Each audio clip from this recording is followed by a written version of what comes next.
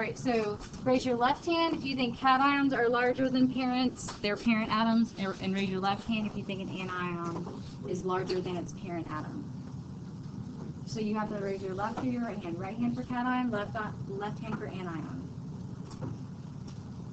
Have a nice blend of votes here. Nice blend of votes. Okay, so let's. I was hoping you could think about it before I started just giving you answers, so that's no fun, right?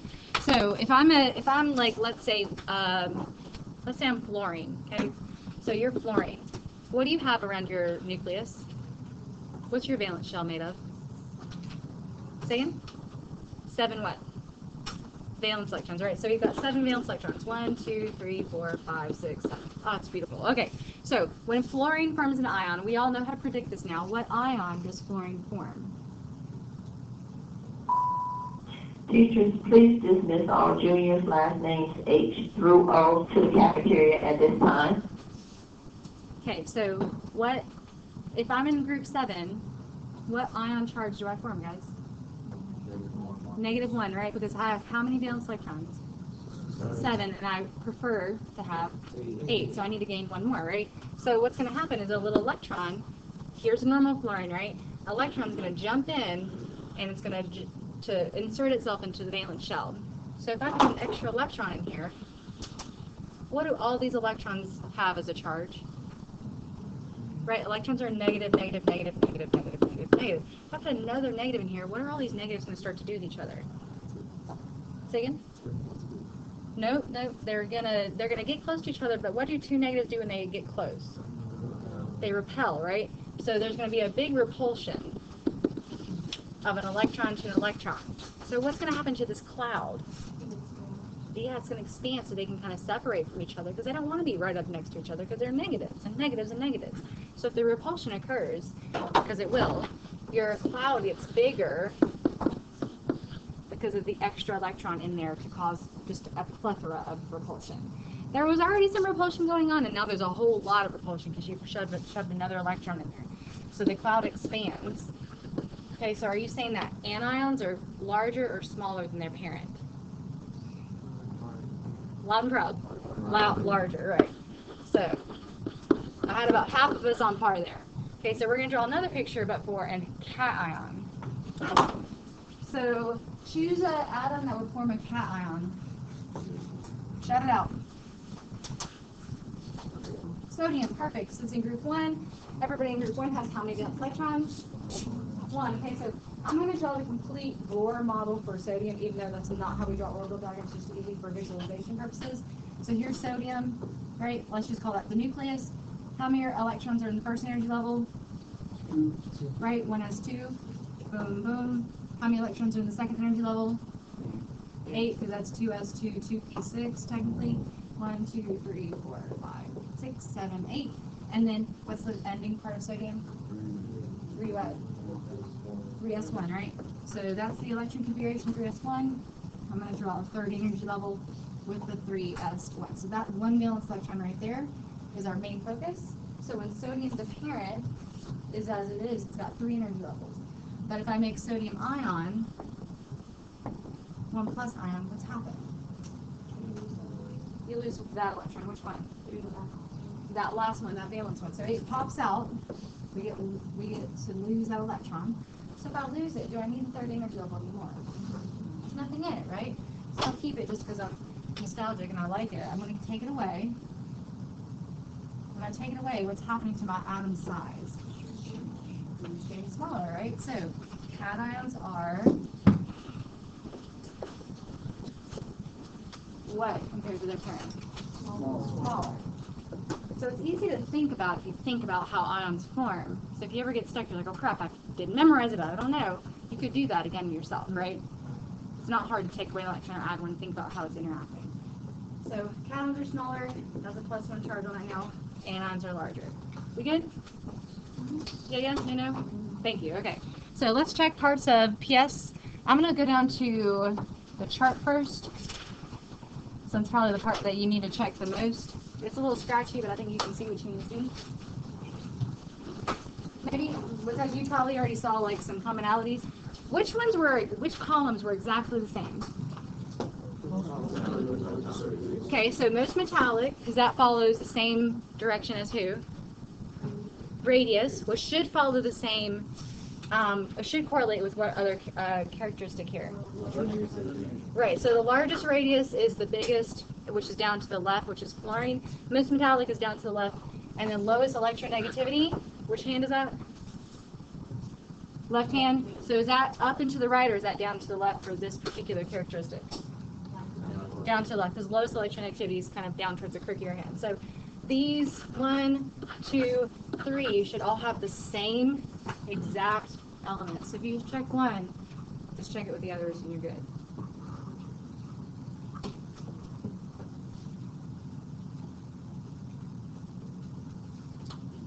You know, I like for you to check with a different colored pen or something, or star the ones you got wrong, because, you know, those are the ones you should probably be studying.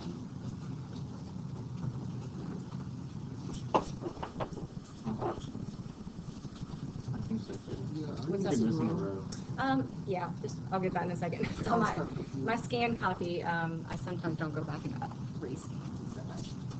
All right, go ahead and check the other columns too, because you'll notice that those are similar, they correlate. Because highest ionization energy, where does that fall on the periodic table? Low left, high right, bottom where? High right, sodium. So highest ionization energy and highest electron affinity should all follow the same trend up and to the right, and that should be able, you should be able to correlate with what you need here. Now, there were a couple, let me actually draw this over here. Like if I had you decide, let's say, selenium, where's selenium at? What group? Where's selenium? SE selenium. Group 6, right? Okay, so selenium, sulfur, chlorine, and bromine. If I asked you of this group, who has the largest atomic radius, what would you say? Why? Because it's okay, so that's an arrow. Okay, so this over here is going to have the largest atomic radius. Yeah. Right. Now, what if I said between sulfur and bromine, just between those two, who is the largest atomic radius? It's kind of difficult, right? Because you're on two different levels. One's farther to the left and one's farther down. So let's think about this. Across a period, so let's just say I'm looking at sulfur and bromine, right? Across a period, what factor do I always think about? What factor do I consider? I heard, yep. Zeph. What does that mean to me? I know we know the key words now, but what does it mean? Nuclear attraction, right?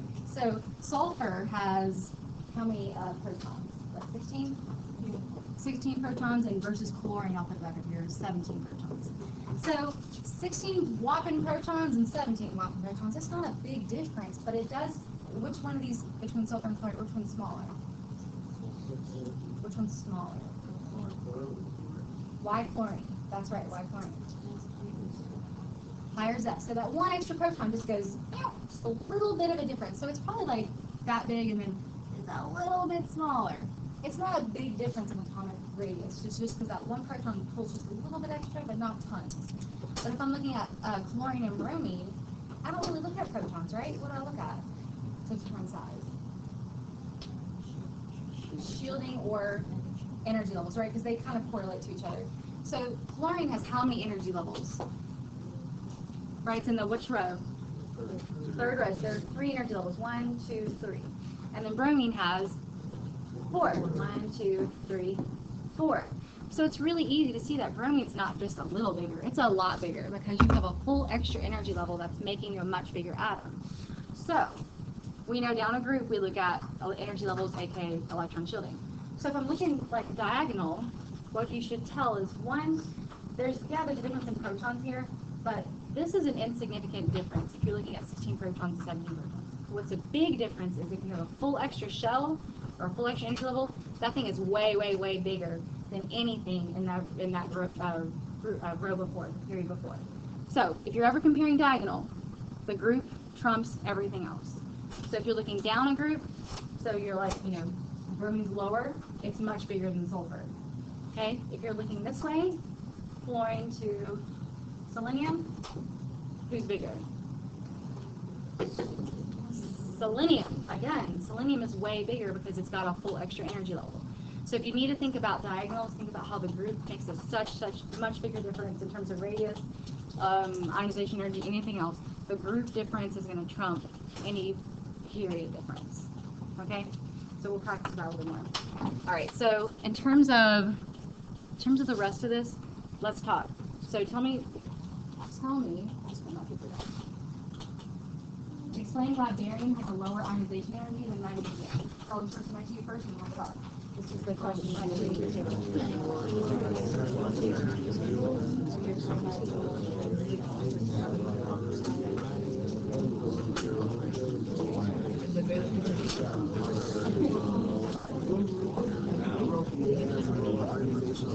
All right, and come back to me. 3, 2, 1. Okay, so we got magnesium up high, right? Barium down low. It says, why does barium have a lower ionization energy? Is that Corbin? It's because barium has more energy levels that are further away from the protons.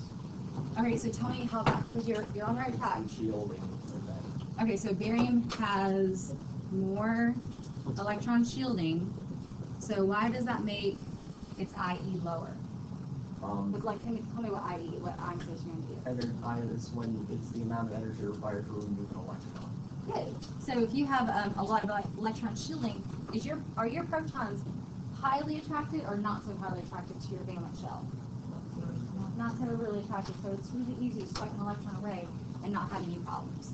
And then, number 1? So which of the following elements would be conductive? So tell me, yay or nay? Okay. Would calcium be conductive? Yay or nay?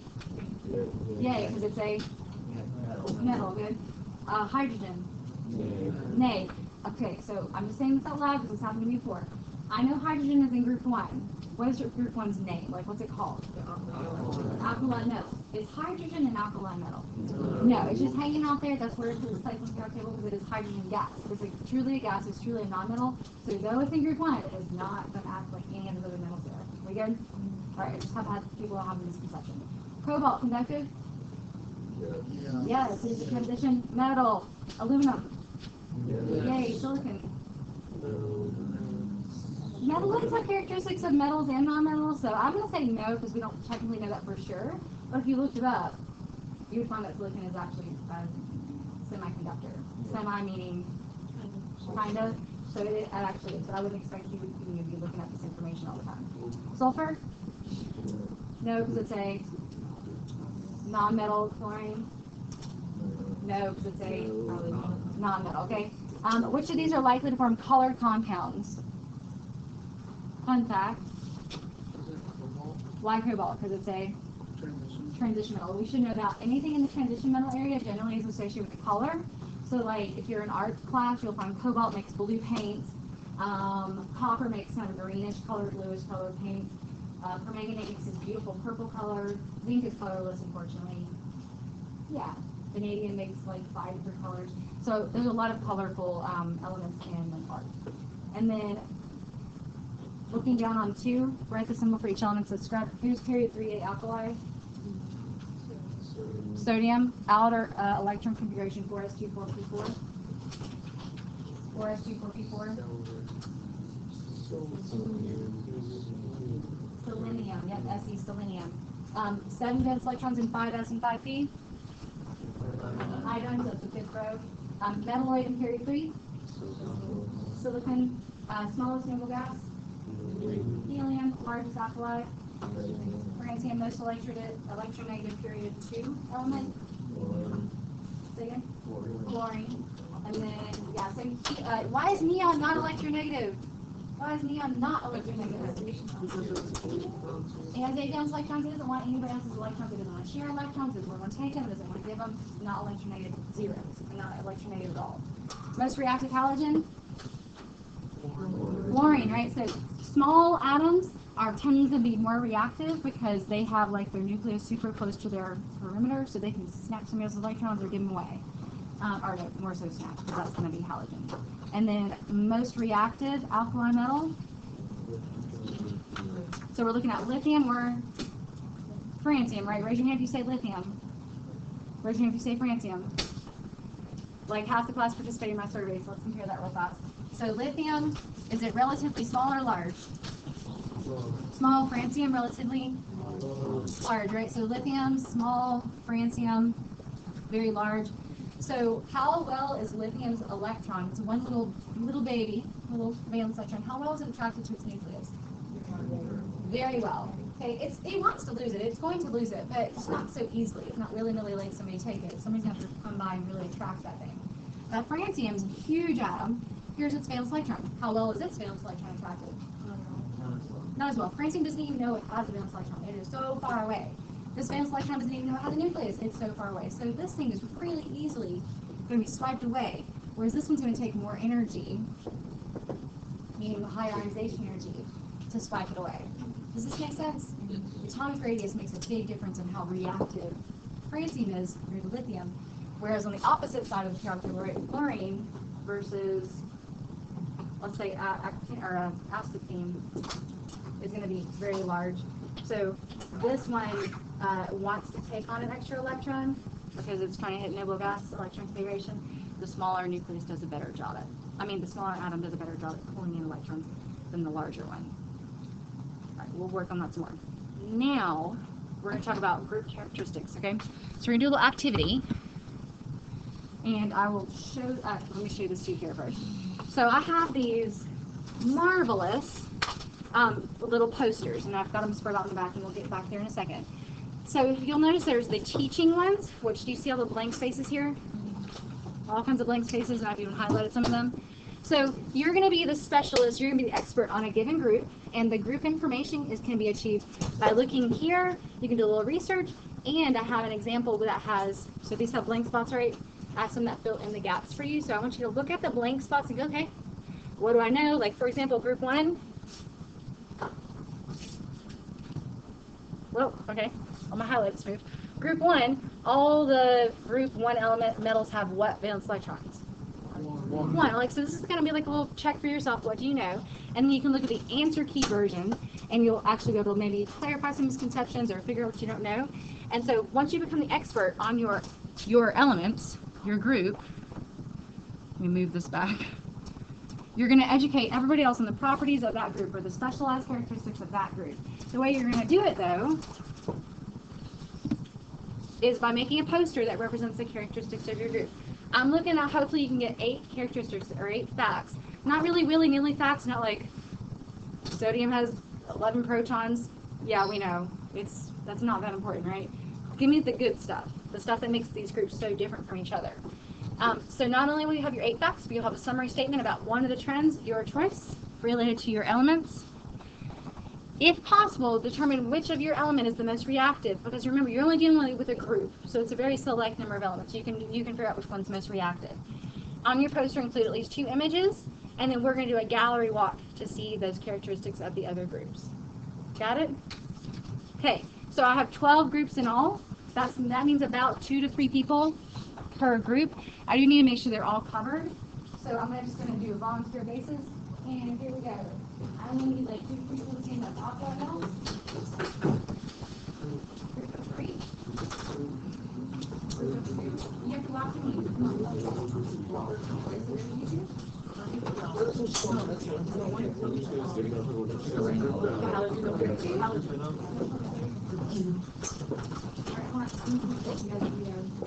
Alright, you know what? Go sit down. This is fair. Go sit down. Everybody sit down. This is going to be like a race for nothing. Okay, so sit down. I'm just going to number you off on your slide. Here we go. Ready? I'm going fast. 1, 2, 3, 4, 5, 6, 7, 8, 9, 10, 11, 12. 1, 2, 3, 4, 5, 6, 7, 8, 9, 10, 11, 12. 1, 2, 3, 4. Alright, if you're 1, what do you need? If you're 2, 1, 2, 3,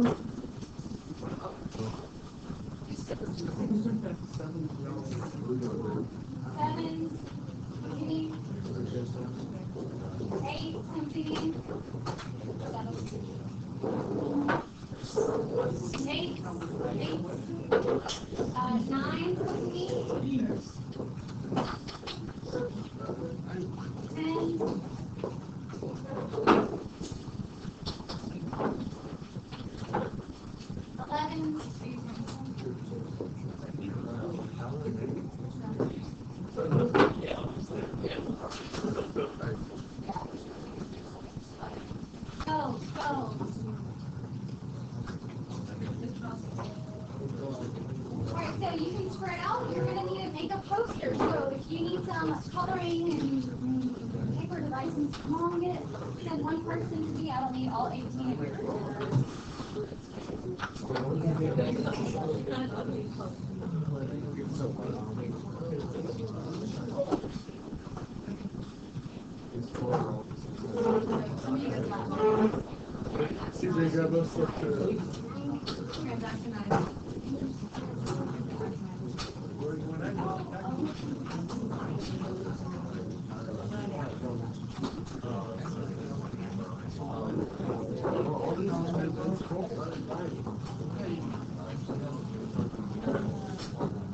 If you would like to sit on the left to stay desk, then that's fine. You need some space.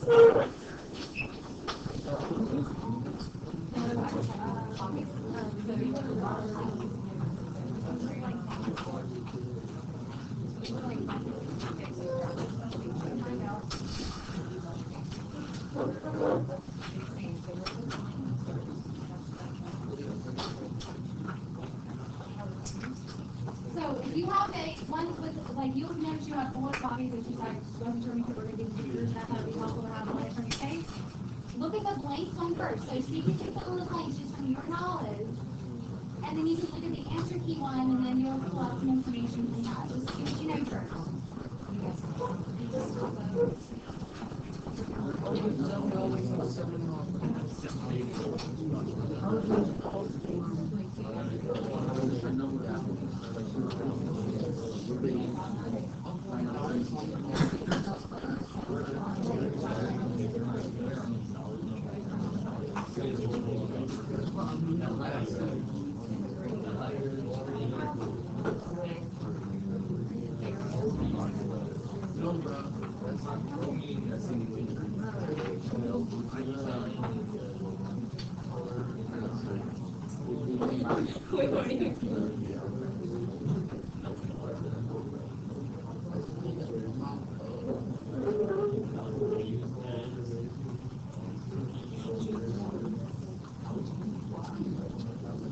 So remember, 8 facts, summary statement regarding a trend, 2 images. So get some craftiness. If you need to tape 2 pieces of paper together, you can do that. Group work.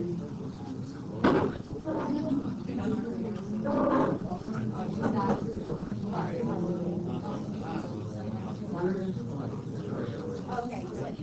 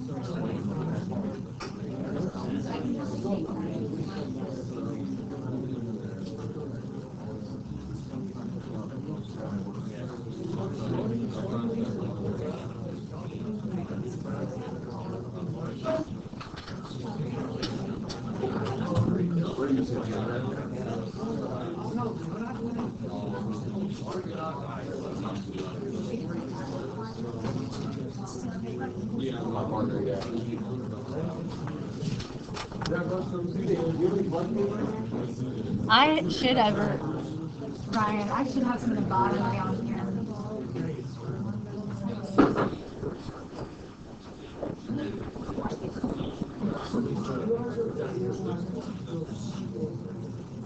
And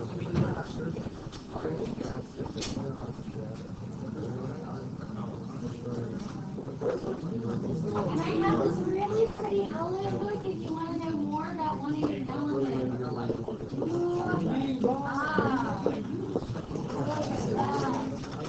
I know not every one. Over here.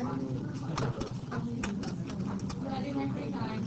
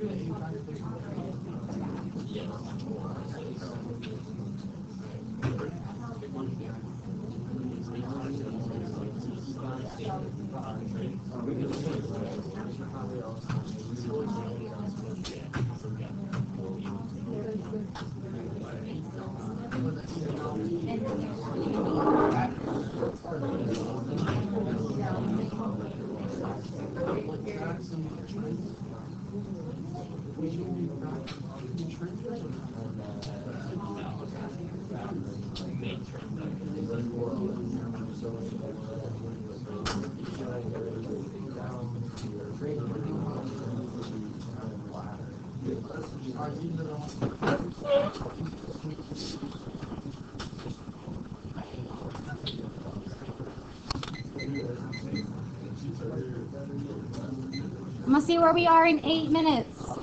See where we are in 8 minutes.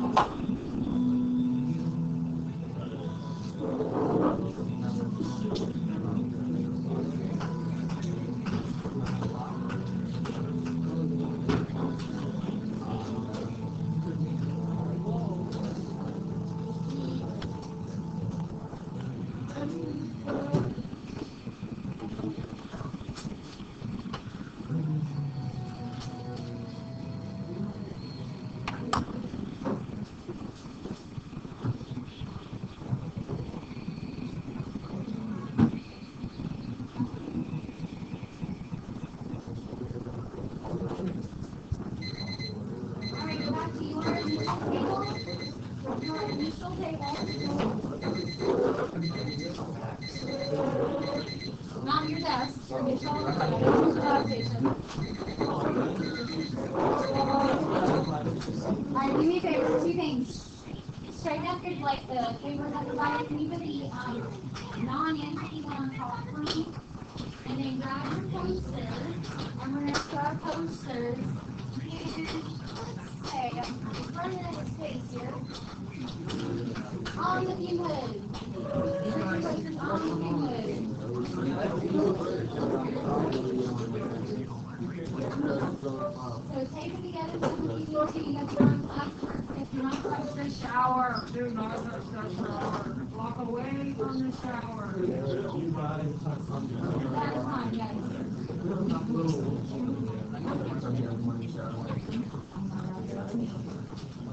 Alright, and then your other partner can bring the piece of paper you guys are writing on, bring it back to your desk. Come on back.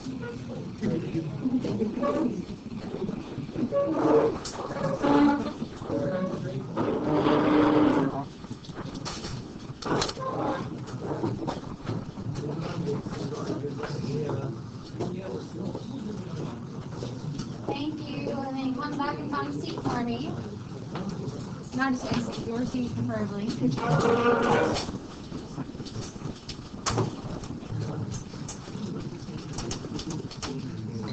Alright, so my local experts, you guys are all local experts on one one group. So group one, give me a group of folks, give me a characteristic out loud about group one, go. My group one experts, alkali metals. They're shiny. They're shiny, okay. Group two. No. Group two. Say again? Okay, so that's a fun fact. Give me a characteristic that's like really common for that whole group. Were you guys group two?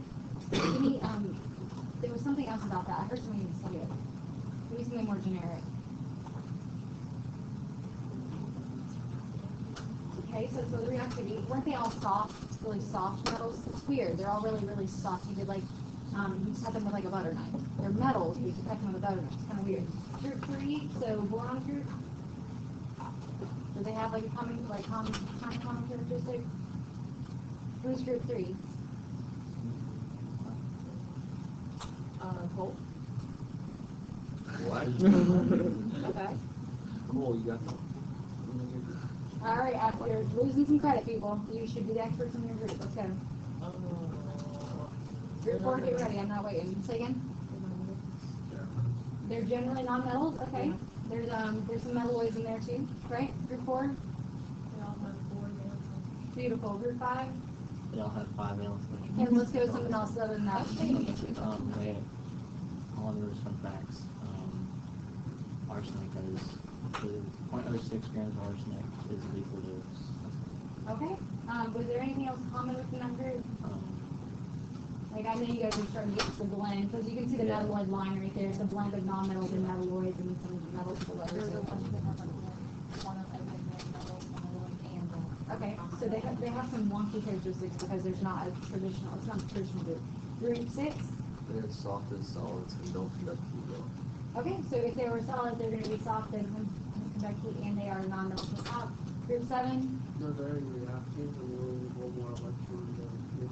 Okay, group eight. They're very non-reactive and they want to recycle. Okay, and then all those are gases generally, right? Actinides? No, lanthanides, my gosh. Lanthanides, blue one in here. Colored ions, right? The transitionals from colored ions. Actinides? They all form 3+ ions. Right, they generally form at 3+, and they also, a lot of them are radioactive, right? Transactinides? All radioactive they are. And I think, transition metals. They form other compounds. Again, transitionals form compounds. Okay, so knowing some of the characteristics, we should be able to answer this question now. Why is it called the periodic table? Okay, so I've heard something about trends. What do you think? Or somebody over here, yeah. Because properties occur periodically. Right. What's it mean? What does it mean for something to occur periodically? Like in intervals and a pattern. So if you're like, okay, I go to the gym periodically, you go once a week or twice a week or on a certain pattern. So it's periodic because as you go follow it from left to right, left to right, left to right, you're going to see metals that are reactive, metals that are soft, gases, metalloids, and so it's a periodic pattern that you're seeing as you go. Now does that make sense why it's called the periodic table? Because it's periodically repeating characteristics.